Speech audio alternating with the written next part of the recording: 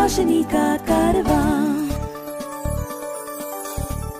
This podcast is brought to you by Score Foundation.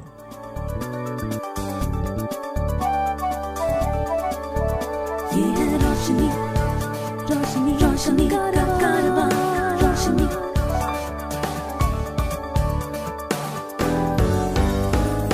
Eyeway, ये है रोशनी का कारवां। Hi, my name is George Abraham, and welcome to Eyeway Conversations. My guest today is from Cape Town, South Africa. She is Lois Strachan. She's an author, a speaker, a blogger, a podcaster, a disability advocate, and a part-time rock musician. Hi, Lois, welcome. Thank you so much, George. It is great to be with you. So the pleasure is all mine. I am an avid reader, and when I saw in your profile that you were a best-selling author, let me ask you the first question, which is, what do you write about? Mostly at this stage, I've been writing about blindness, about inclusion, and all of my books focus on that broad topic, but they're all approaching it from different standpoints. The first 4 books that I started writing are illustrated children's books, which I started writing by accident. And there's a whole story behind that comment. And then from there, I moved into writing a memoir called A Different Way of Seeing, Right. a blind woman's journey of living. I've forgotten the title of my book. An ordinary life in an extraordinary way. And then the final book that I wrote, that I published in 2021, is Pause for Thought, Seeing the World Through the Eyes of a Guide Dog. And that's a memoir based on the observations of my current guide dog, whose name is Fiji. That's interesting. So what is the story that was behind the first 4 books? I wrote the books when I first became blind at the age of 21. Right. And looking back now, I can see that what I was doing at the time was really assimilating what I was learning about blindness techniques, tools, how to live, how to adjust the way of living to accommodate the fact that I'd become blind. I didn't see it that way at the time. They were books that I wrote because my computer teacher was telling me that the best way for me to learn to use a computer with a screen reader was to spend time writing and creating things on the computer. And the books came out of that. I'm sure it's very prudent advice and very productive as far as you are concerned. And where would these books be available if somebody wanted to read them? All of my books are available on Amazon. They are also available through my website, loisstrachan.com. Yeah. And A Different Way of Seeing is also available on most of the audiobook stores. Yeah. And then finally, all but one of the books are also available on Bookshare. If you know of anyone with vision impairment who needs guidance on living life with blindness, please share the Eyeway National Toll-Free Helpline number 1-800-5320-469. The number is 1-800-5320-469. You talked about losing your sight when you were 21. I was diagnosed with diabetes when I was 6 years old. And I don't know whether I wasn't aware of the complications or the possible complications of diabetes, or whether as a rather stubborn 6-year-old, I just chose to ignore them. But I had no idea that poor management of my diabetes might lead to significant consequences. Right. And my blindness is directly a result of my diabetes. Right. And I was in my final year at university. I was doing a Bachelor of Arts degree. Yes. When I noticed that I was having problems with my eyesight, what followed was about 14 months of laser surgery, followed by 6 surgical operations. And Yeah. the end of it resulted in my becoming totally blind. Right.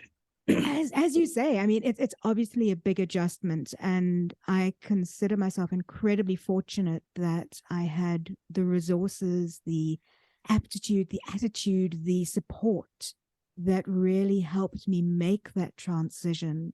I'm also a problem solver by nature. Right. And I think that really helped me because my entire life became a little series of problems to be solved.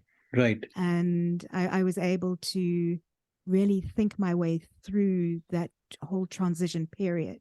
Ultimately, Right. where I think my story is unusual is that I made that conversion, that transition incredibly quickly, from being told that I was totally blind to making the decision to just, okay, let me go and see what is still going to be possible for me. But having said that, it's a continuous journey, and I think one of the things that I love about my life is that I'm able to view it as a series of things to learn and experience and do and to try. What was the kind of support that you got from, say, friends and family, siblings, if any? I was really fortunate because, for the most part, my support system in terms of my family and my friends were really, really strong. I did have a couple of people who turned away and walked out of my life, and that's almost inevitable. I think we all experience that when going through this kind of transition, Right. and it's okay. It was okay, but for the most part, the support that I got and have always had since then has really been fantastic. And I'm immensely grateful to my friends and my family for their ongoing support. They allow me to do and support me when I do some crazy things. They kind of look at me, shake their heads and go, okay, what's going to happen next? And that really is fantastic that they're able to let me do that. You also do a lot of blogging. Now, do you think blindness probably kind of encouraged you or goaded you or pushed you into writing? Would you have been a writer if, say, blindness did not visit you? I can't say for sure. I can tell you that I was studying archaeology when I was at university, and that was one of my first realizations was a blind archaeologist might not happen. So I can't say what I would have done if I hadn't lost my sight. I certainly don't think that I would have become a writer. I had no plans to, but I really have fallen into writing, and it is very much part of my life now. You know, after 6 books and something like 500 blogs that I've posted, it's very much part of my everyday life now. So I presume that these blogs would be life experiences and life opinions, views, and basically talking about your day-to-day experiences, I guess. Very much so. I blog on a number of different what's the word I'm looking for? Topics? Thank you. I blog on a number of different topics, from travel through to disability awareness, through to my own life. My guide dog writes blogs for me as well once a month. So they really do. It just depends on whatever grabs my imagination at the time when I'm sitting down to write a blog each week. I have shared some of my song lyrics on my blog. I've shared experiences of speeches that I've given, travel that I've done, Right. some of the organizations that I've worked with. It spans every aspect of my life. And what is your blog called, and where can one find your blog? My blog is the Beyond Sight blog, and Right. it can be found on my website, loisstrachan.com. Tell us a little bit about your friend Fiji, because you seem to be very fond of it, or fond of Oh, her rather. Fiji is very much part of my life as well. She is my third guide dog. She's currently 8 years old. And in fact, we have been working together for 7 years now, I think. And, I really enjoy working with a guide dog. I do, obviously, when I travel, I use my white cane, and my mobility with my white cane is possibly not as strong as it ought to be because I do tend to my first choice would be my guide dog. But she's so much a fantastic support for me and a companion as well. So the idea to write a book about Fiji's life came out of observing the world through her eyes, her perspectives, because she has the ability to say things about disability, about life, about social awareness Right. that possibly I might not be able to say. So it gives a different perspective on the world. You also are a motivational speaker.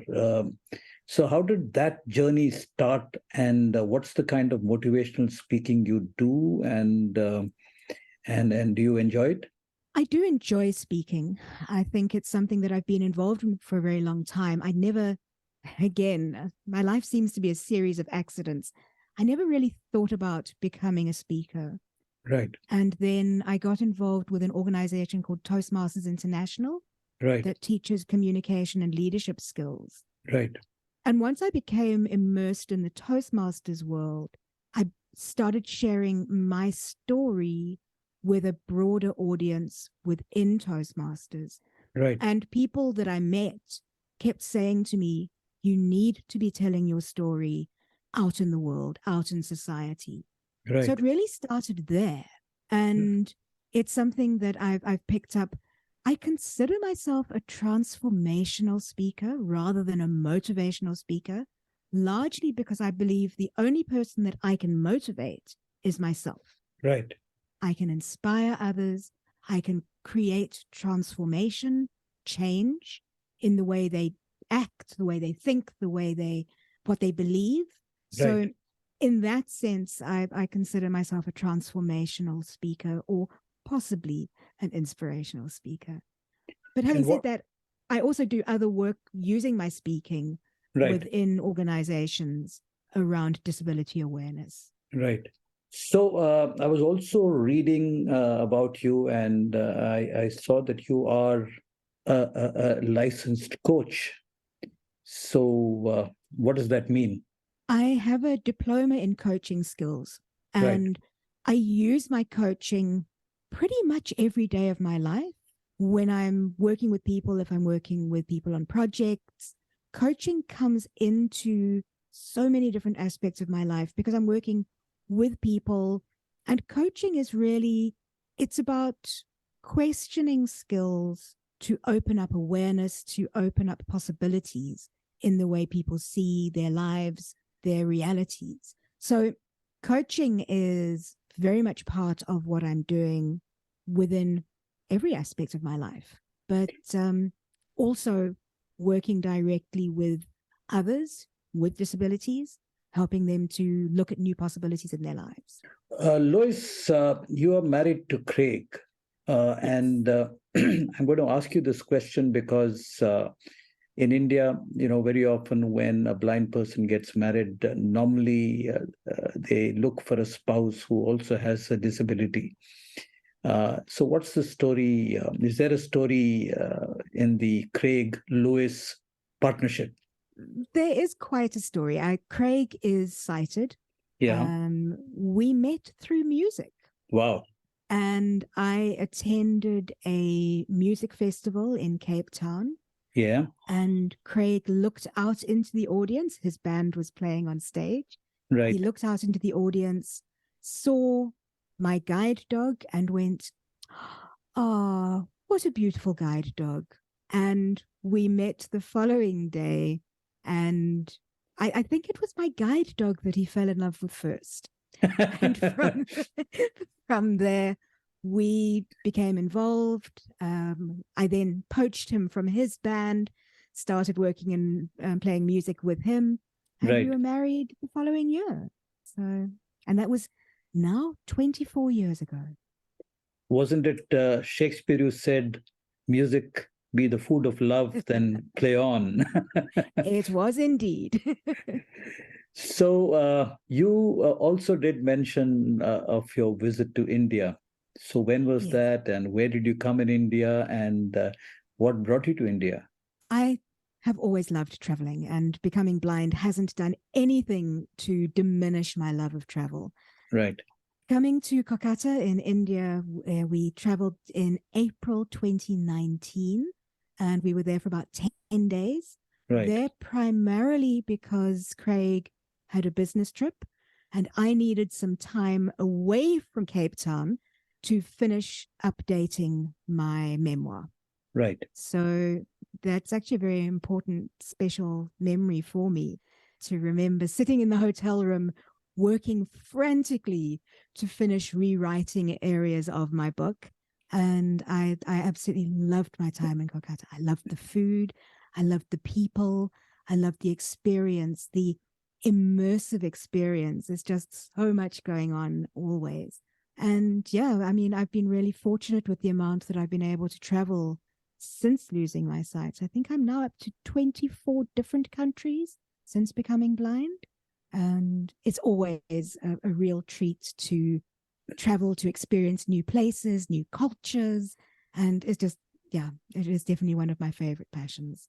You did touch upon music and the fact that your partnership with Craig originates with music.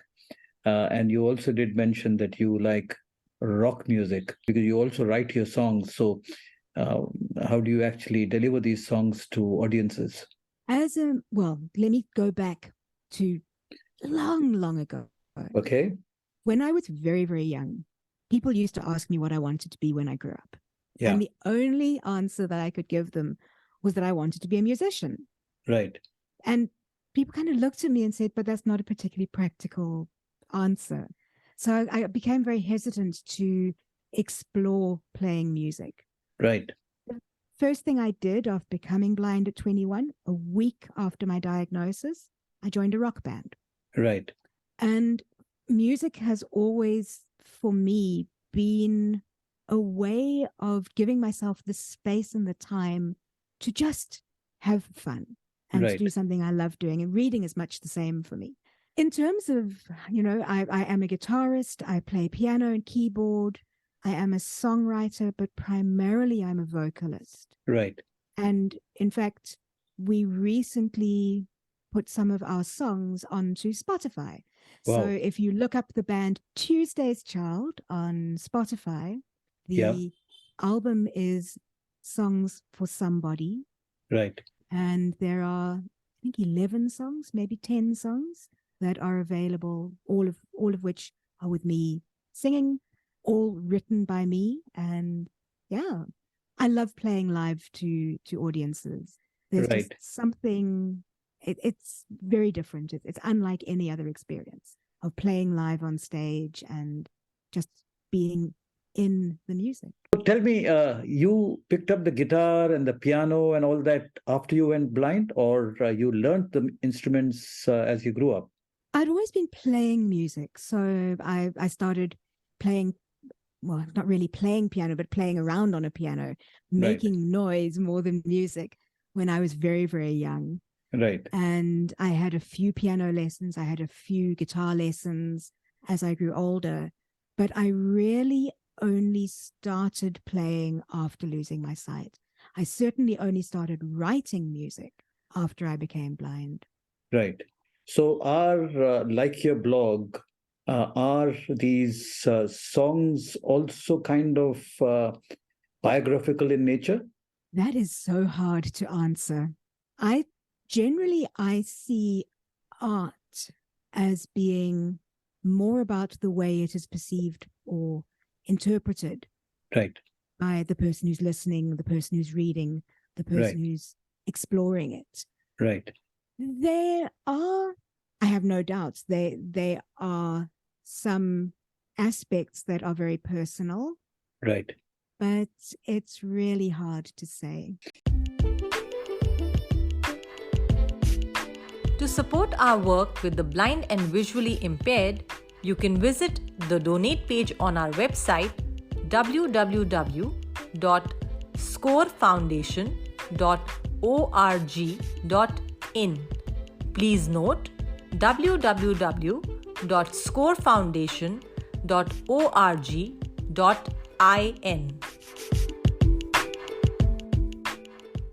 Probably you are the first podcaster I'm actually meeting and talking. So, how do you decide that you want to speak to somebody on a podcast? What are the kind of topics you like to talk about? Is it all disability related, or is it generally life related? When I first started the podcast, it was in partnership with an organization called Accessible South Africa. Right. And it was primarily about travel for persons with disabilities. Right. So for the first few years that I was podcasting, my topics, my subject matter revolved around people who had traveled, what their experiences were like, some of the recreation, the sports activities that were available to people with disabilities. And then once COVID hit, right, we didn't know what the world was quite going to look like. Right. I started questioning whether it might not be a good time for me to start shifting into a broader topic. Right. So for the last year, the topic has been on more general topics related to disability, still across the spectrum of disabilities, not focusing purely on blindness. Right. But it's given me the opportunity to chat to people on all sorts of different topics related to disability. In terms of how I find people to interview, if anything, I have a list of people, and it's a question of who is the next person that I can make contact with. So I'm very seldom run out of people to talk to. I'm very curious about people. So I love hearing their stories. Right. And also I am a member of a Facebook group for podcasters, which matches podcast guests and podcast hosts. And that's been a rich source of people to interview. Would you like to share 3 things with our audience, learnings from your life, which you believe are transformative? I think for me, there are a few lessons that I keep coming up against that are reinforced by almost everything that happens in my life. The first of those is that if I'm going to do something new, I'm going to approach it believing that I will be able to do it. And all I have to do is to figure out how. Right. Because that shifts the conversation between that inner voice that says, you might not be able to do it. Right. Because that often stops us from moving forwards. So I'm always going to approach things from the perspective of, I will be able to do it. I just need to work out how. Right.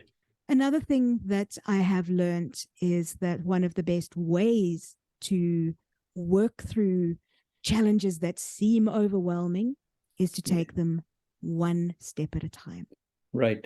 Because if I'm looking at the whole thing, the whole task, the whole challenge, it can often seem overwhelming. Right. But if I look at it, I just need to figure out the next step. It's amazing how often taking just one step helps me to learn more ways to go forwards. It opens new opportunities, and suddenly things become a lot easier. And then the final one is something of a reality check against what I've already said. I know in my life there are going to be a few things that I'm going to come up against that I'm not going to be able to do. Right. But what my blindness has taught me is that there is so much that I can do. Why should I waste my time worrying about the very few things that I cannot? I think all these 3 thoughts are beautiful. And I think all of us do come across opportunities to experience these lessons in our lives. So, Lois, it's been wonderful talking to you. Thank you for taking the time, and wish you the very best, and we must stay in touch. Thank you so much. And if any of your audience would like to make contact with me, it would be great for them to hop onto my website, loisstrachan.com. Eyeway, ये है रोशनी का कारवां. This podcast was brought to you by Score Foundation.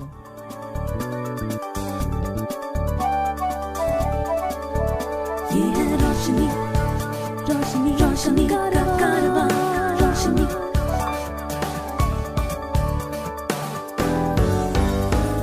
Eyeway, ये है रोशनी का